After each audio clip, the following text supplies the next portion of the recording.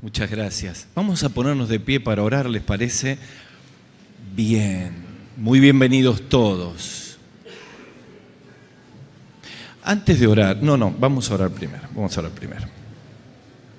Señor, quiero darte gracias en esta mañana por poder estar aquí.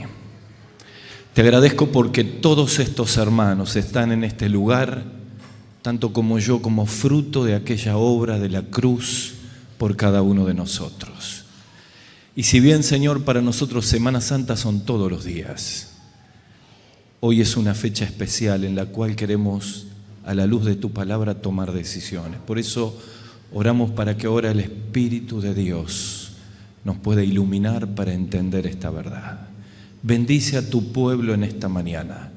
Oramos en el nombre del Señor Jesús. Amén. Ahora sí, dígale al que tiene al lado, buenos días, qué bueno que estás acá. Y salúdelo, abrácelo en el nombre del Señor. Ahí veo algunos que están como una estatua, salúdelo a los que están como estatua. Y yo voy a decir algo que me olvidé, que también dígale al que tiene al lado que los niños pueden pasar ahora para el fondo. Así que todos los niños de 1 a 10 años pueden ir pasando. Muchas gracias, perdón. Quiero saludar a todos los jóvenes que están allá arriba. Ahí está, la generación Z. ¿Cómo está? ¿Bien? Muy bien. Pueden tomar asiento.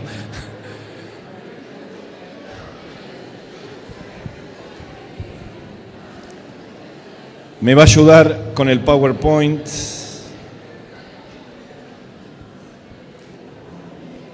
¿Cómo estamos? Muy bien. A ver si funciona. Tengo prendido en on. Veo que anda el puntero. A ver. ¡Oh, excelente! Ahí estamos. Ustedes que están allá arriba, ¿alcanzan a ver? Y sí, son jovencitos, no son como yo que tienen que mirar con lentes. Bueno, quiero decirles que para todos nosotros los uruguayos son un motivo de admiración. Y no estoy diciendo un cumplido, en muchos aspectos. Pero hay uno muy particular. Lo que he visto que hacen los uruguayos con el mate, no lo he visto en ningún lado. Solo en Uruguay he visto un hombre, y esto es literal, andando en bicicleta, termo en la mano derecha, mate en la mano izquierda, pedalea sin tomar el manubrio y ceba el mate y se lo toma mientras va con la bicicleta. ¡Impresionante! ¿Quién hizo eso alguna vez? A ver, mirá, acá tenemos varios héroes. Bueno, impresionante. Nosotros no podemos ni cebar que se nos vuelque y ustedes hacen malabares. ¿Cuántos estuvieron anoche? Levanten la mano, a ver. La gran mayoría. Bien, nuestro tema es los desafíos de la última semana de Cristo, el seminario de la última semana. Y estamos viendo en el Evangelio de Juan diferentes desafíos que Jesús le dejó a los discípulos y a nosotros hoy. Estamos en un tiempo histórico, Iglesia de Jesucristo. Estamos en la cosecha final.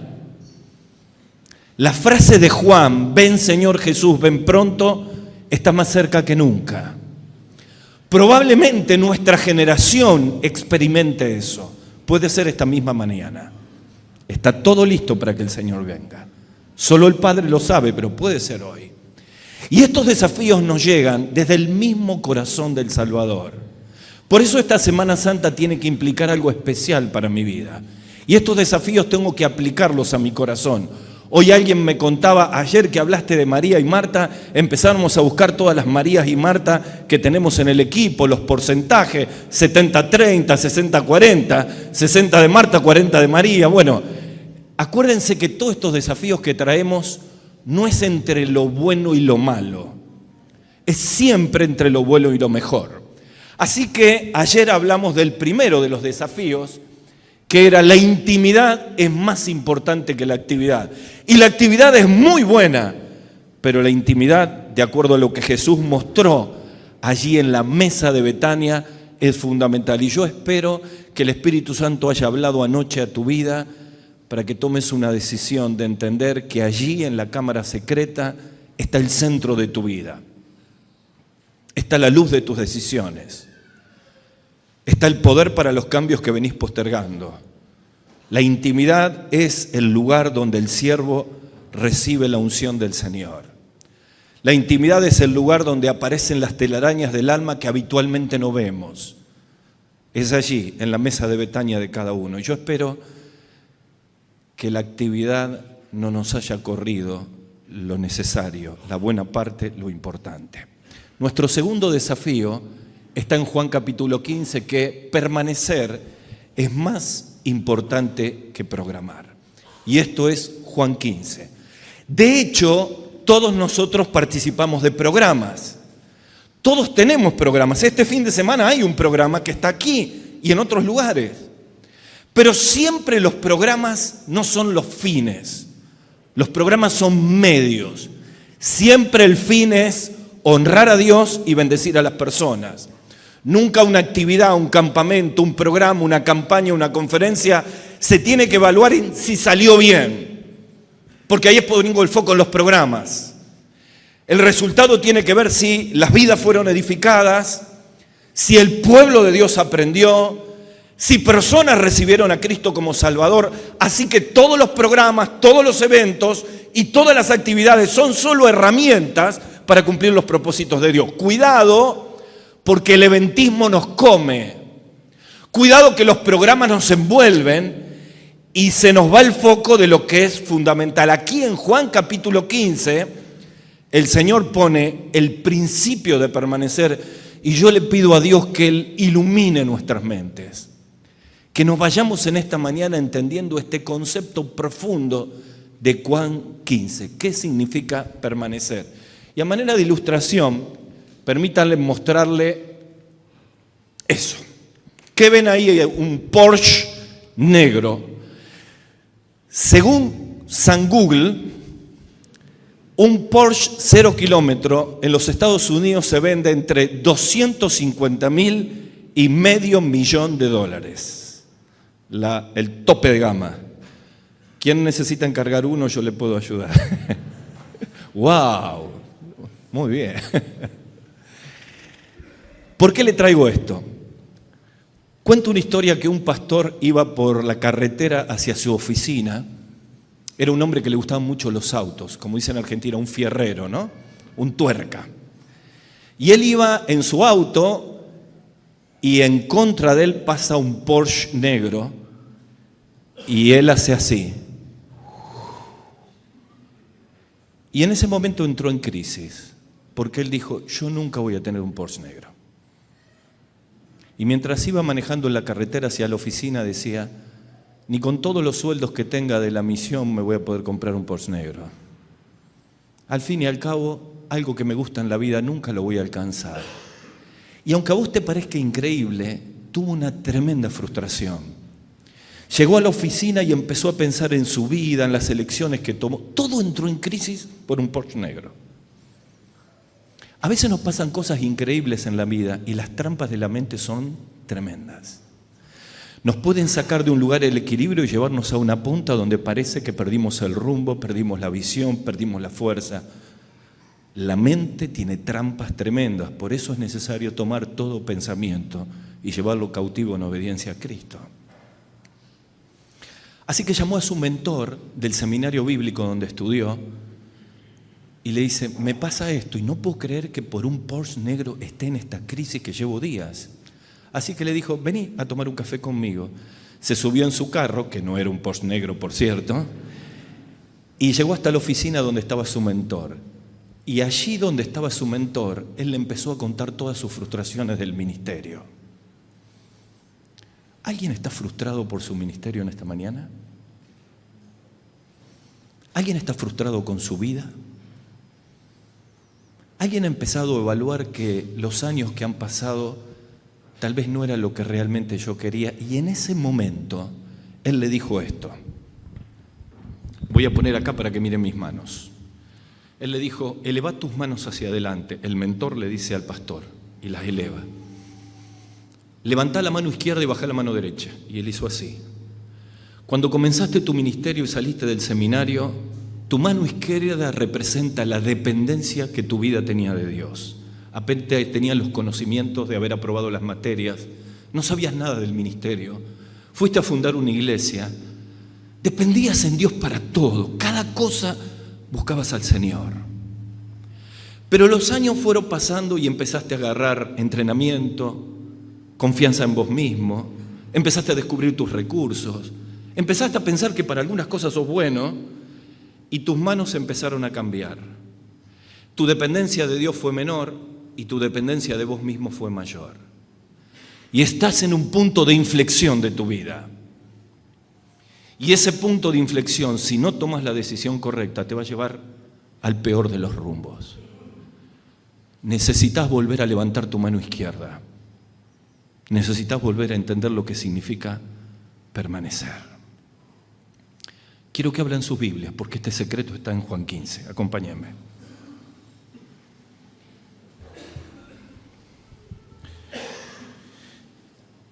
Juan capítulo 15.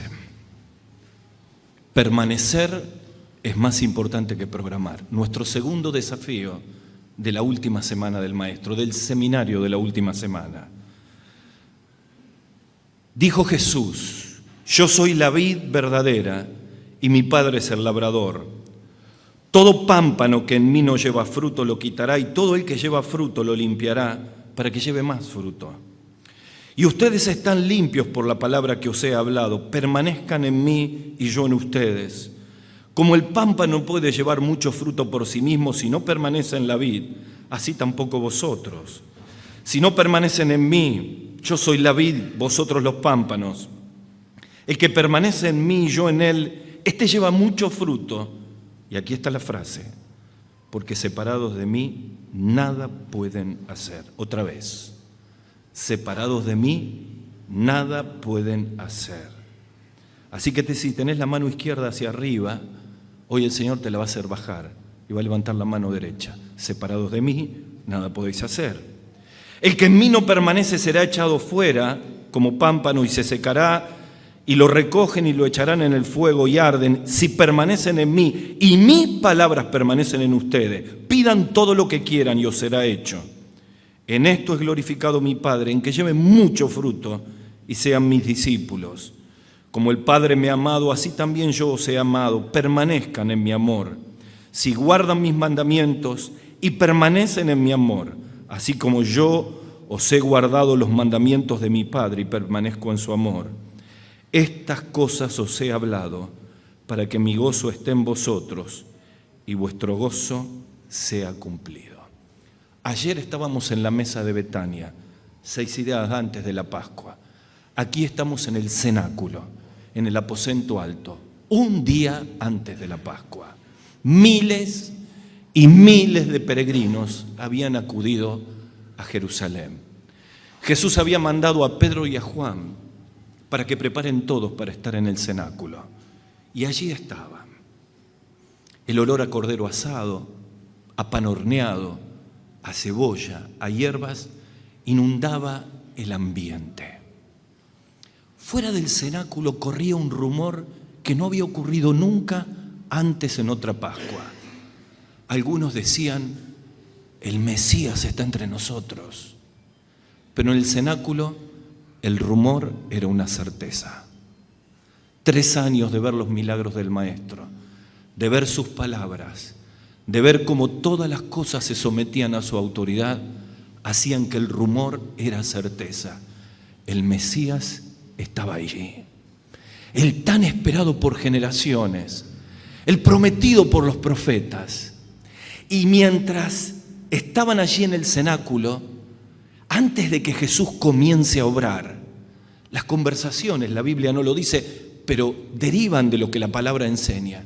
Era cómo Jesús iba a tomar el trono de Israel, cómo iba a derrocar a Herodes, de qué manera se iba a enfrentar al imperio romano, porque todo el concepto de Mesías era un militar con poder, que en realidad todo eso está profetizado para cuando Jesús venga a instalar el reino milenial aquí en la tierra y ya todo el mundo sepa que no funciona la democracia, no funciona ningún tipo de gobierno, lo que el ser humano necesita es la teocracia, el gobierno de Dios.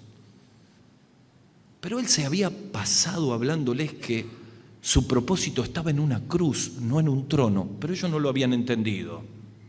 Y de pronto el panorama cambia radicalmente. Jesús se quita el manto de autoridad de aquel maestro, de aquel rabí, toma la posición de siervo y empieza a lavar a los pies a los discípulos. Entre el asombro y la confusión, nada calzaba en el libertador que ellos estaban esperando. Inmediatamente en Juan capítulo 14 les empieza a decir que ya no me tendréis conmigo siempre. Luego agrega que es necesario que yo me vaya para que el Consolador venga. Y de pronto todo tiene que ver con que el plan que ellos tenían desaparecía completamente. Y lo que Jesús quería hacer aquí en Juan capítulo 15 es establecer otro principio que les serviría a ellos precisamente cuando Jesús no estuviera y para nosotros también. ¿Cuál era el segundo desafío? El secreto de permanecer. Saben que entre los estudiosos hay tres posturas. El capítulo 14 termina con un versículo en el cual Jesús, versículo 31, creo, les dice: ya levantémonos, salgamos de aquí. Algunos piensan que antes de irse Jesús da los discursos de 15, 16 y 17 de Juan. Hay otro grupo que cree que salieron, evitando las multitudes, pasan por el templo y allí había una figura de una vid dorada en el templo de Herodes. Esto habla Flavio Josefo, un historiador, y piensan que tal vez Jesús dio el discurso de Juan 15 frente al templo. Pero hay otro grupo, y del cual yo adhiero, allí está Campbell Morgan, y ellos creen firmemente que Jesús sale del cenáculo, evita las multitudes, va por las serpenteantes calles de Jerusalén, sale de la muralla, baja al torrente del Cedrón, y antes de llegar al huerto donde va a tener la agonía y Judas va a venir con la turba para prenderlo, allí hay un escenario muy particular. La historia afirma que en la ladera del torrente del Cedrón había vides centenarias que por generaciones habían sido cuidadas. Era de noche, Jesús va con los discípulos con antorchas y de pronto, la Biblia no lo dice, se acerca una antorcha, Jesús pone su mano, esto no lo dice la Biblia, solo su posición, toma un pámpano, un racimo. La mirada de los discípulos se fijan en esa imagen increíble y comienza esta narración. Yo soy la vid, vosotros los pámpanos. El que en mí permanece puede llevar mucho fruto, porque separado de mí nada podéis hacer. Congele la imagen acá. Corramos la cortina de esa escena. Colémonos silenciosamente detrás de los discípulos. Dejemos que el brillo de la antorcha puede ver las maravillas de ese racimo y dejemos que Jesús nos enseñe qué significa permanecer. Porque ese principio fue necesario cuando nació la iglesia. Ese principio fue necesario cuando fueron perseguidos. Ese principio fue necesario para la expansión del Evangelio. Ese principio es radical y fundamental para la iglesia de Jesucristo hoy. Podría hablar horas de un sistema armado por Satanás para que no permanezcamos. Podría hablar horas de la estrategia digital del enemigo para que las nuevas generaciones nunca entiendan esta verdad. Podría hablarle del nuevo sistema de pensamiento que se abren decenas de ventanas compartimentadas en la cual la mente vuela para un lado y para el otro y a veces inconscientemente el permanecer es una ventanita más. Pero déjenme invertir el tiempo en los secretos de aquella noche a la ladera del torrente del Cedrón. Y Jesús nos enseña el principio de permanecer. Por favor, miren esa imagen. Vean el tronco de la planta, Jesús. Vean la ramita que sale y el racimo y vean el círculo. ¿Ven allí la unión de la ramita con el tronco? ¿La ven? Ahí está la clave. Si querés una imagen que te fije una verdad, es esa. Nosotros somos la ramita con las uvas. Si a la ramita la cortás de la planta, se muere. El secreto de permanecer. Y yo quiero aquí mostrarle 3 secretos que aparecen en la parábola. Número 1, para permanecer hace falta disposición. disponibilidad. Número 2, para permanecer hace falta intencionalidad. Número 3, para permanecer hace falta utilidad. Disponibilidad, intencionalidad y utilidad. Vamos a la primera, disponibilidad. Mi Padre es el labrador.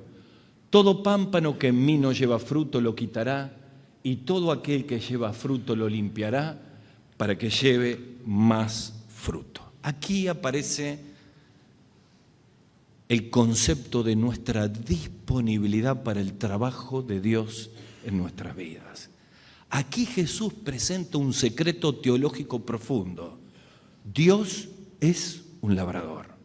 La palabra labrador en griego significa el que trabaja la tierra, el que trabaja sobre las plantas. Aquí la figura de Dios es trabajar sobre nosotros mismos, sobre los pámpanos. Por eso el principio de disponibilidad. Porque en la disponibilidad, el que toma la iniciativa es Dios para trabajar en nuestra vida. Permanecer significa ponerse en disponibilidad para que Dios haga el trabajo que tiene que hacer en nuestra vida, en nuestro carácter, en nuestras emociones, en nuestra visión de la vida, en la administración de los recursos que Dios nos ha dado a administrar. Si Dios no interviene, si te pones como puercoespín con las púas para que Dios no llegue, si resistís a la obra del Espíritu Santo en tu vida, lamentablemente no vas a cumplir el propósito. Para permanecer tiene que haber disponibilidad de que el labrador, Dios, trabaje en nuestro interior. Saben que el concepto de labranza lo desarrolla Pablo en 1 Corintios capítulo 3. Vosotros sois labranza de Dios, edificio de Dios. Y entonces Pablo dice, Pablo plantó, Apolos regó, pero el que trabaja y el que da el crecimiento es Dios. En esta labranza donde Dios toma la iniciativa de nuestras vidas, hay dos maneras en que trabaja Dios. La primera es la poda. La segunda es la disciplina. De nuevo, la primera es la poda, la segunda es la disciplina. ¿Saben que en este versículo 1 aparece el verbo quitar, que muchas veces se malinterpretó? Dice, mi Padre es el labrador, todo pámpano que en mí no lleva fruto lo quitará. Pero ¿saben que el verbo quitar en griego es un verbo que se traduce quitar, pero también se traduce levantar? En cierta oportunidad un pastor estaba predicando acerca de esto y en medio del auditorio había un viñatero. Así cuando se terminó de predicar, el viñatero se acerca y le dice al pastor, yo trabajo en la viña, ¿quiere que le cuente algunos secretos? Y el pastor le dice, por favor, yo pago el café. Así que se sentaron en la mesa de un bar y él le pensó a cortar. Dice, le quiero contar qué significa este versículo 1 en la práctica. Como usted enseñó, ese verbo significa levantar. Le quiero contar que los primeros brotes que salen en la vid salen sobre el piso. Con la lluvia, con el viento, se llenan de polvo, de barro, y al estar cubiertos de barro no le da el oxígeno y la luz, por lo tanto no tienen fruto. Entonces ustedes lo cortan. No lo cortamos. Lo lavamos, lo dejamos limpio, lo subimos a la alzada de 90 centímetros, 1 metro que tiene la vid, y allí lo atamos para que empiece a sacar y largue frutos. Tengo un limonero de 4 estaciones, me da 1 limón por año. Estoy a punto de liquidarlo el limonero, le estoy teniendo misericordia. Pero un muchacho que trabaja con nosotros en el jardín me dijo, ¿por qué no toma jabón blanco y agua? Y con jabón blanco y agua lava todas las hojas. Y mi esposa, que es tan dedicada, se puso a lavarlo. Este año me dio 6 limones. Vamos todavía. Vamos, estamos mejorando con el fruto. ¿No es lo que Dios hace con nosotros? Cuando estamos tirados en la vida por malas decisiones, cuando siguiendo malas opciones, malas juntas, malas compañías, nos alejamos de Dios, pecamos, nos llenamos de barro, dejamos de orar, de buscar al Señor. Y lejos en la provincia apartada, todavía el espíritu que está contristado y entristecido en la vida, pero que está, pone las luces de alarma y en un momento hacemos clic. El clic que todos necesitamos. Y allí buscamos al Señor y la confesión permite que lave las hojas de nuestra vida y nos dé otra chance y otra oportunidad. ¿Quién necesita que el labrador lave las hojas de su vida en esta mañana? ¿Quién necesita que el poder de la sangre de Cristo nos aparte de esos pecados que nos frustran, nos llenan de culpabilidad, nos hacen perder los años de la vida? ¿Viniste así en esta mañana? ¿Viniste con el grupo? ¿Estás con los hermanos? Pero en el fondo de tu corazón sentís que las hojas están manchadas por barro. Venía el labrador amoroso. Quizá te has llenado de rebeldía, de bronca, hasta de enojo con Dios, porque te pasaron cosas que no entendés por qué te pasaron. Y necesitas venir a Él y en medio de muchas preguntas y pocas respuestas, necesitas que el labrador levante tu vida, te ponga de pie, lave con su sangre las hojas de tu corazón y puedas sentir que el labrador te vuelva a enganchar para que la savia vuelva a correr y puedas permanecer. La Biblia enseña que Dios hace una poda. Ahí está la imagen. Dice Hebreos capítulo 12. El Señor disciplina al que ama y azota a todo aquel que recibe por hijo. Pero claro que ninguna disciplina nos pone alegres, pero después de ser ejercitados en ella, produce un fruto apacible de justicia, dice Reina Valera, aquellos que en ella han sido ejercitados. ¿Qué es la poda? ¿Qué es la disciplina? Bueno, por eso es importante la disponibilidad, porque si yo estoy disponible para que Dios lo haga, el permanecer va a ser diferente, la savia va a fluir. Bueno, todo aquel que conoce de plantas sabe que hay un montón de brotes que están quitando energía y que hay que podarlos. Para concentrar la energía y el poder y el tiempo y los recursos en los propósitos de Dios. Es un problema dividir la energía, el tiempo y la agenda en muchas cosas, porque cuanto más cosas tengamos, menos propósitos de Dios vamos a tener. Gustavo, yo tengo que trabajar, por supuesto, y está bien que trabajes. Tenés que atender tu familia, por supuesto que tenés que atender tu familia. Tenés que trabajar en la iglesia, pero quiero decirte algo, toda nuestra vida tiene que estar concentrada en el propósito por el cual nosotros fuimos creados. Y acá aparecen las preguntas existenciales de la vida. ¿Quiénes somos y para qué estamos en la vida? ¿Cuál es el propósito nuestro en la tierra como iglesia de Cristo? Porque si todos los que estamos acá creemos que el propósito es venir, juntarnos acá en la reunión, cantar al Señor, alabar al Señor y escuchar, y todo termina ahí, no entendimos de qué se trata la gran comisión. En realidad la poda y la disciplina de Dios es para que nos concentremos en los propósitos de Dios. Por eso Pedro escribe a los esparcidos del Ponto, Galacia, Bitinia y Capadocia, todo el Asia Menor, y les dice quiénes somos y para qué estamos. Capítulo 2, versículos 8 y 9. Mas vosotros sois real sacerdocio. ¿Quiénes somos? Sacerdotes reales. Linaje escogido, pueblo adquirido por Dios, nación santa. Eso somos, esa es nuestra identidad. Y nuestra identidad tiene un propósito. ¿Y cuál es el propósito? Anunciar las virtudes de aquel que nos llamó de las tinieblas a su luz admirable. El propósito tiene que estar allí. Y las cosas que nos impiden el propósito, Dios la tiene que podar. ¿Te acordás en el capítulo 12 de Hebreos, cuando después de la galería de la fe del capítulo 11, dice la palabra? Por tanto, todos nosotros, te incluye a vos y a mí, teniendo alrededor tan grande nube de testigos, despojémonos de todo peso y pecado que nos asedia. El peso tiene que ver con la poda. El pecado tiene que ver con la disciplina. ¿Sabes que la palabra peso en griego allí se traduce literalmente estorbo? Es la idea de un auto que va en la carretera o un caminante que va por el camino y ha habido un derrumbe y hay un montón de piedras y hasta que las piedras no se quiten no puede avanzar. La poda se trata de eso. Dios va podando cosas en nuestra vida. ¿Y cómo es la poda? Con circunstancias de la vida. ¿Cómo es la poda? Con pérdidas de la vida. ¿Cómo es la poda? Con circunstancias difíciles. Recién el hermano, ¿dónde está el hermano que nos hablaba de la inundación? ¿Dónde está? Bueno, por allí está. Allá está. ¿Cómo estás, hermano? Nosotros sufrimos la peor inundación de la historia de Santa Fe. Hace 21 años atrás. 130.000 personas nos quedamos sin casa.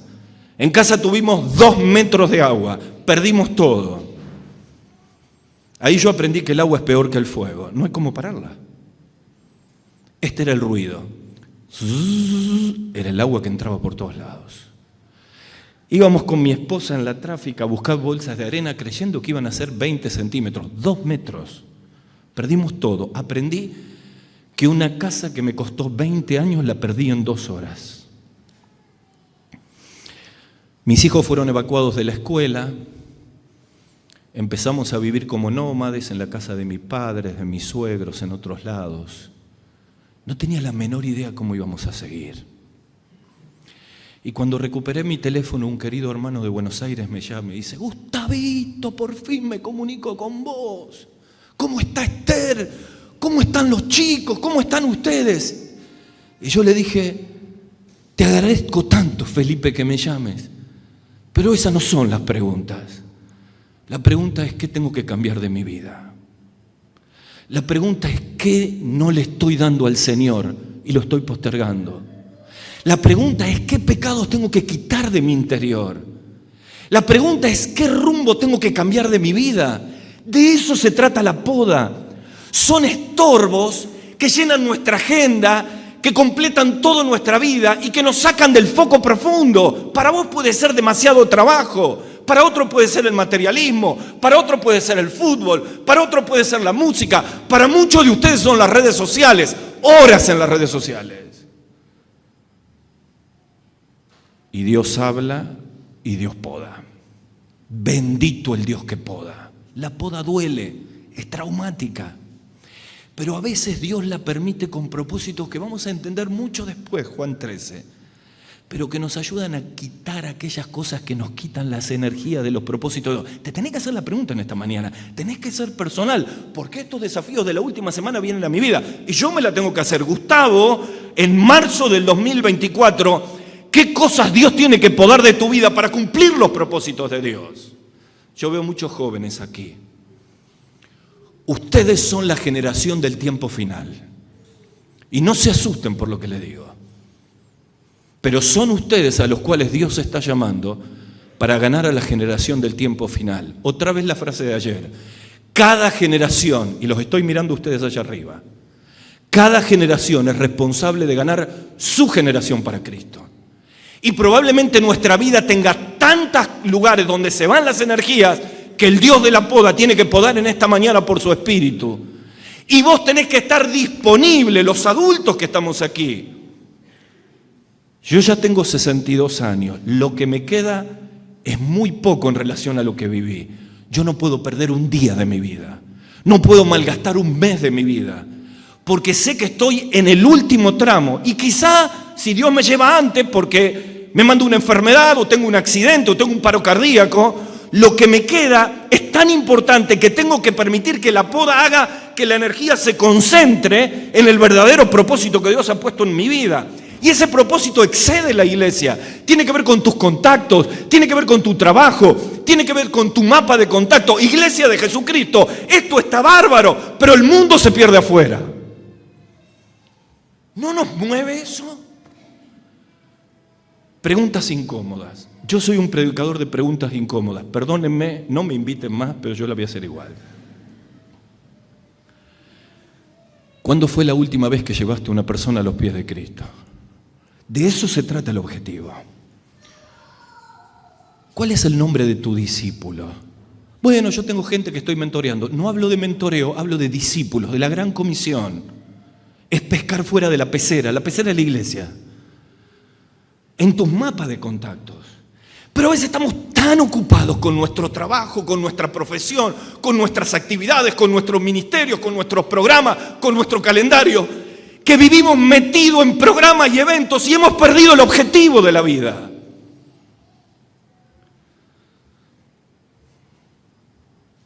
Yo tengo mucho temor por el tribunal de Cristo. Porque me temo que muchas cosas que yo he anotado en mi agenda con color azul, el Señor las va a tener en color rojo. Cosas que yo creo que tengo en el haber están en el debe.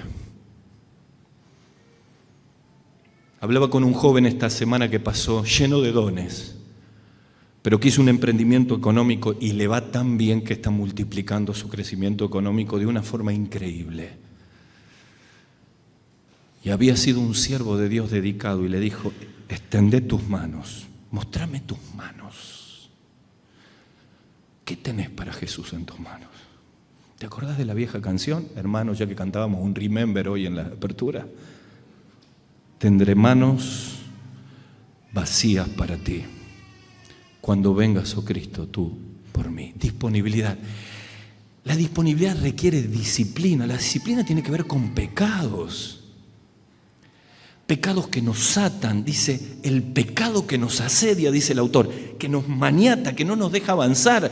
Mirá, es imposible permanecer en la savia del tronco, permanecer en el Señor y convivir en una doble vida con pecados. Los pecados te paralizan la vida. Los pecados ponen un freezer en tu vida. Los pecados nos arruinan. Satanás no bendice a nadie. Satanás maldice, viene a matar, hurtar y destruir. Y entonces Dios habla por la palabra y no escuchamos la palabra. Dios habla por las circunstancias y no escuchamos las circunstancias. Dios habla por los mentores y no escuchamos a los mentores. Y Dios disciplina. Y la disciplina es una muestra de amor de un Dios que está tratando de que no perdamos lo que nos queda de la vida. Claro que la disciplina cuesta. Claro que duele. Claro que al principio es tristeza y no es gozo. Pero luego, cuando somos liberados, cuando se corren las piedras, cuando se abre el camino, cuando fluye la savia, cuando se reenfoca la vida, decimos: gracias a Dios por la disciplina. Así que el primer secreto de permanecer es estar disponible. ¿Cuántos en esta noche están disponibles para que el labrador trabaje en nuestras vidas? Y si lo está haciendo, quizá duela un poco, pero es el camino para sacarnos mejores. Dice el autor a los Hebreos que Dios nos disciplina, escucha bien, para que participemos de su santidad. ¡Wow! Gustavo Caramelino, este hombre pecador, lleno de miserias, de orgullos, ¿puede participar de la santidad de un Dios 3 veces santo? Claro. Es que en el cristal de Cristo todos somos vistos así delante de Dios. No dejes que un pecado, un plato de lentejas, te quite del objetivo. Número 1, disponibilidad. Número 2, intencionalidad. Permanezcan en mí y yo en ustedes. Así como el pámpano no puede llevar mucho fruto por sí mismo, si no permanecen en la vid, tampoco ustedes, si no permanecen en mí. Fíjate esta frase. En la época de disciplina y poda, Dios es el labrador que está activo. ¿Está bien? En el permanecer, somos nosotros los que tenemos que actuar. El segundo secreto es intencionalidad. Aquí hay unas palabritas rápidas que voy a tomar porque me extendí mucho en el primer punto. Apenas una reflexión. La palabra pámpano se traduce en nuestro español. Nosotros en Reina Valera hablamos de pámpano, pero en realidad es ramita, es el brote. ¿Sabés que sale de una palabra griega que significa romper? Es la idea de algo que sale del tronco, pero que necesita necesariamente de la savia. La segunda palabra clave es la preposición en. Aparece 16 veces en este pasaje. Siempre en la Biblia la preposición en indica dependencia. Permanecer es depender de Dios en todas las cosas de la vida.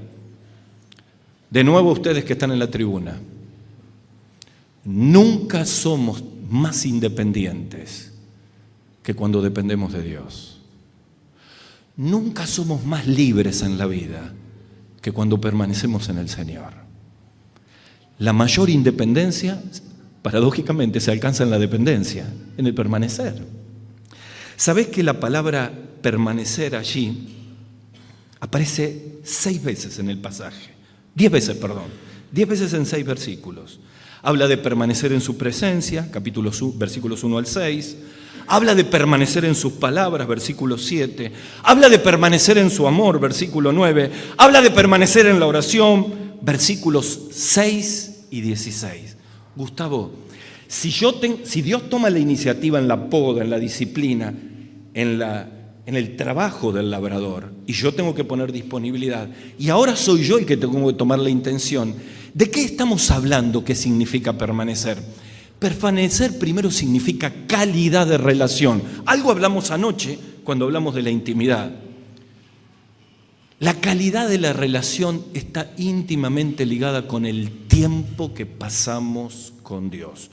¿Cuántos de ustedes tienen un celular y miran el tiempo de pantalla? Levanten la mano. ¿Cuánto controlan el tiempo de pantalla? Los pibes, obvio. Algunos de nosotros no sabíamos si estaba la función, ¿verdad? Sí, es así. Los chicos, los profesores están allá arriba. Compara el tiempo de pantalla con el tiempo con Dios. Ni lo haga. Ni lo haga, se va a frustrar.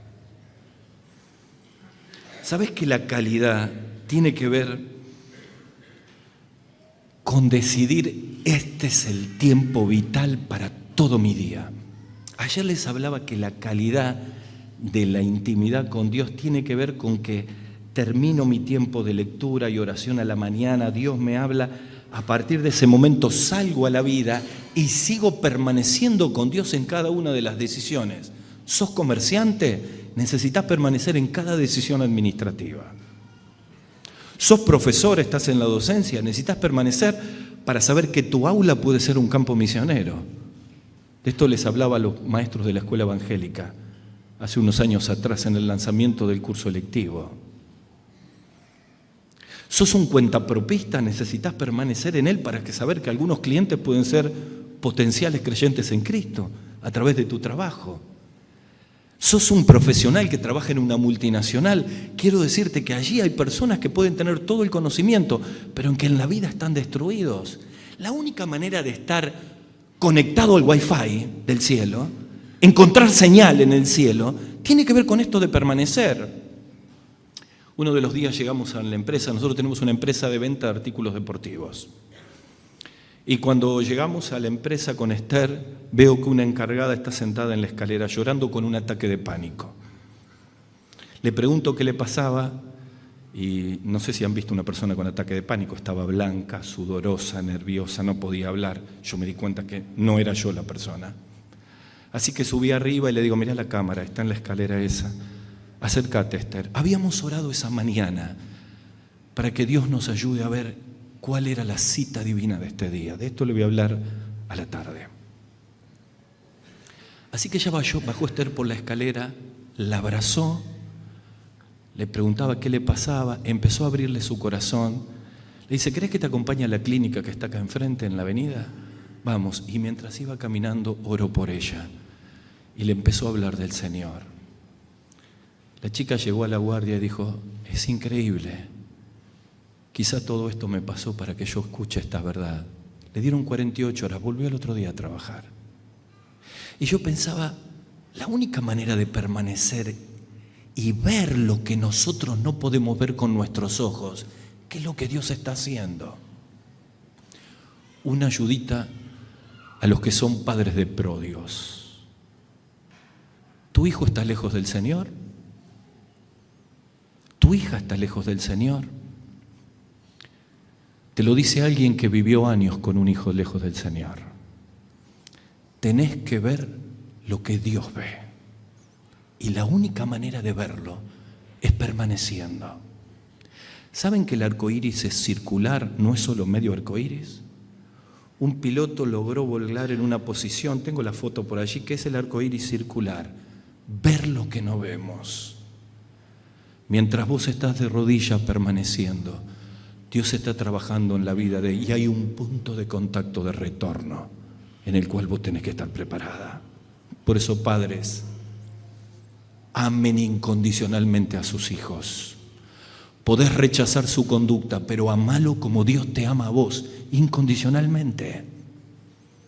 Padres y madres, sean padres y madres presentes con sus hijos. Pueden no estar de acuerdo en sus decisiones, podés no estar de acuerdo en un montón de cosas, pero amalo, porque eso es una puerta abierta para que cuando Dios esté trabajando, no busquen afuera lo que tienen que encontrar adentro. Terminemos con expulsar a nuestros hijos de la iglesia.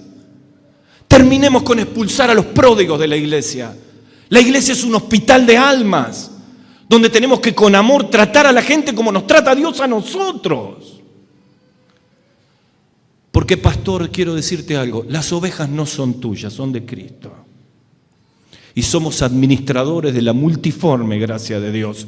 Los pastores y ancianos somos administradores temporarios de la obra de Dios. No somos dueños de nada. Todo nos ha sido conferido y vamos a dar cuenta de lo que hacemos, especialmente con las personas y con las ovejas. Así que cuando hablamos de intencionalidad, significa calidad, significa profundidad. El permanecer nos hace conocer a Dios de una manera diferente. En cierta oportunidad había un viñedo en una ladera muy alta de la montaña y los estudiosos decían, ¿cómo puede estar en un lugar tan seco y tan inhóspito con semejante fruto? Pero descubrieron que las raíces habían profundizado y estaban en la base, en la humedad de un arroyo que estaba en la base de la montaña.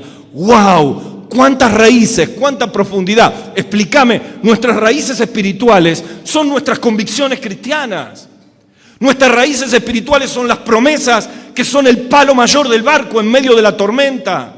Nuestra fe y nuestras confianzas en las palabras que nos ayudan en los momentos. Por eso Jesús dijo, permanezcan en mis palabras y mis palabras en ustedes. Necesitamos ser bíblicos, no para hablar del conocimiento bíblico que tenemos. Necesitamos experimentarlo en la vida, aferrarnos al Señor, darle profundidad y entonces permanecemos.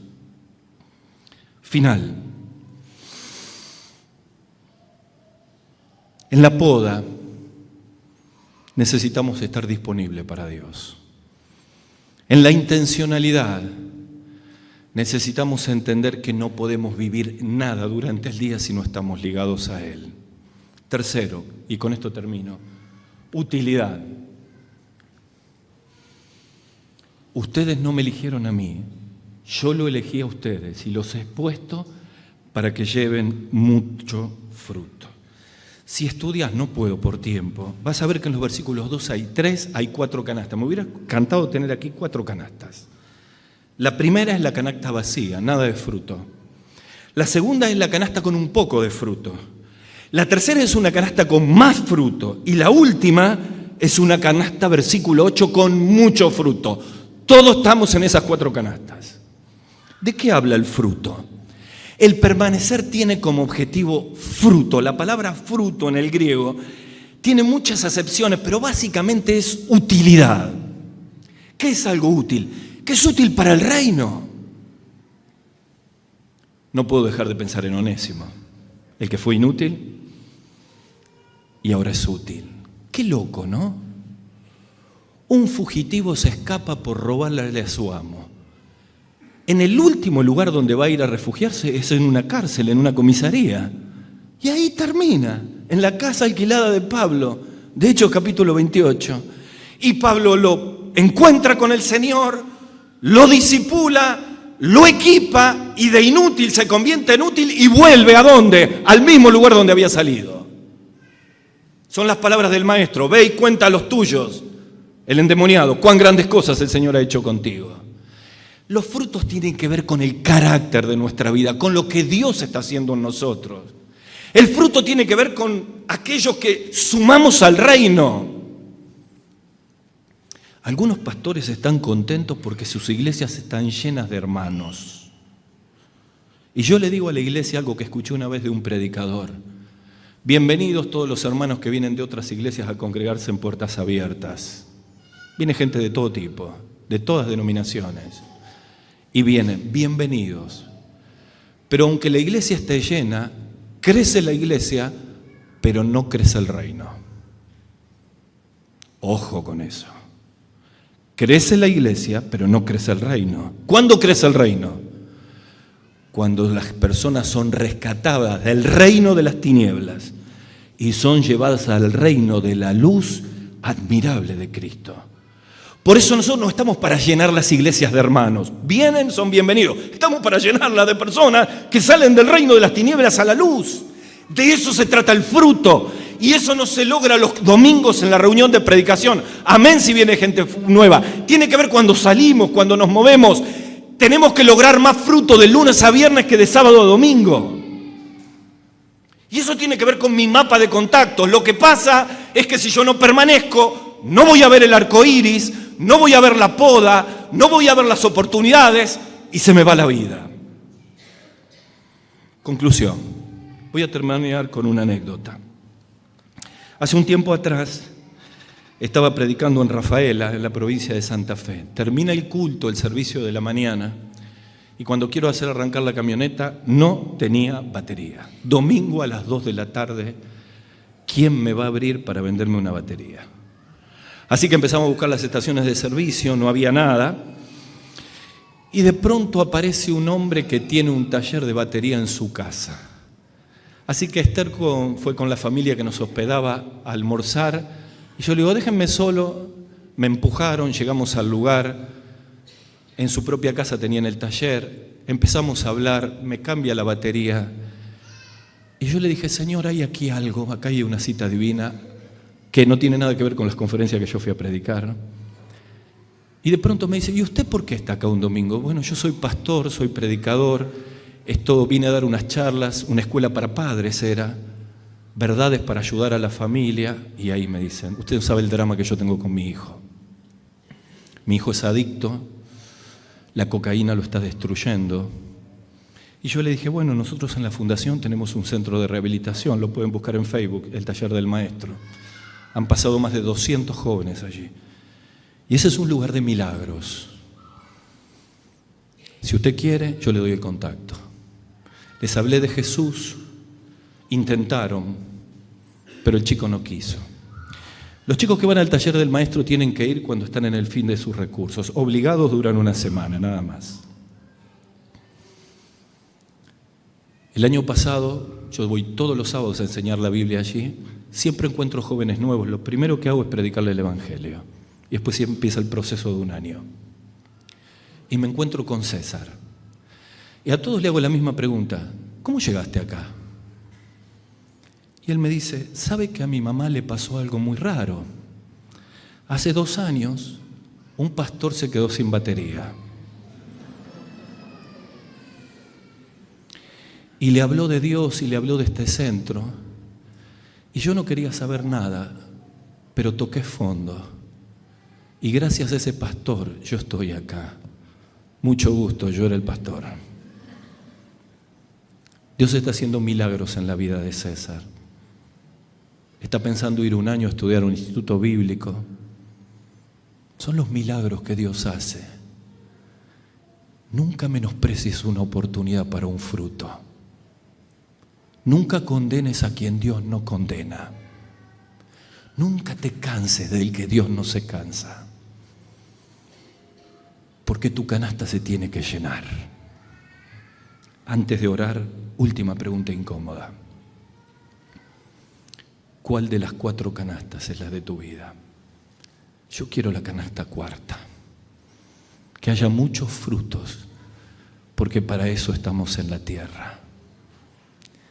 Hoy puedo sentirme conmovido o tocado por la palabra. El punto es el lunes, gente. El lunes es el punto. Cuando la vida empieza a correr, cuando el teléfono empieza a sonar, cuando la agenda empieza a apretar, ahí es cuando más necesito permanecer. ¿Quién está dispuesto a decirle, Señor, acá estoy, necesito permanecer?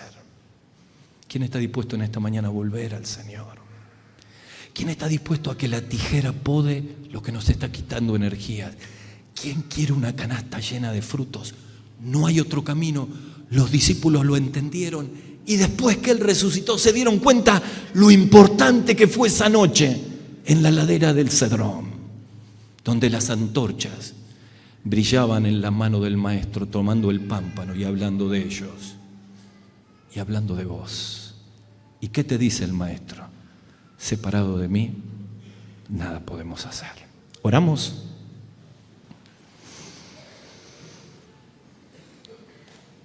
No te voy a decir qué tenés que orar. Deja que el Espíritu Santo trabaje en nuestro interior. Yo le voy a pedir ahora que nos tomemos unos minutitos de silencio en oración, una música que nos ayude, y cada uno con Dios. Deja que el Espíritu te hable, que Él ponga la oración en tu corazón. Solo escucha al Maestro, que una vez más está disponible para trabajar en tu pámpano. Deja que la savia del Espíritu fluya por la palabra y encienda tu vida en esta Semana Santa. Separado de mí, nada pueden hacer. Oramos, después un hermano termina.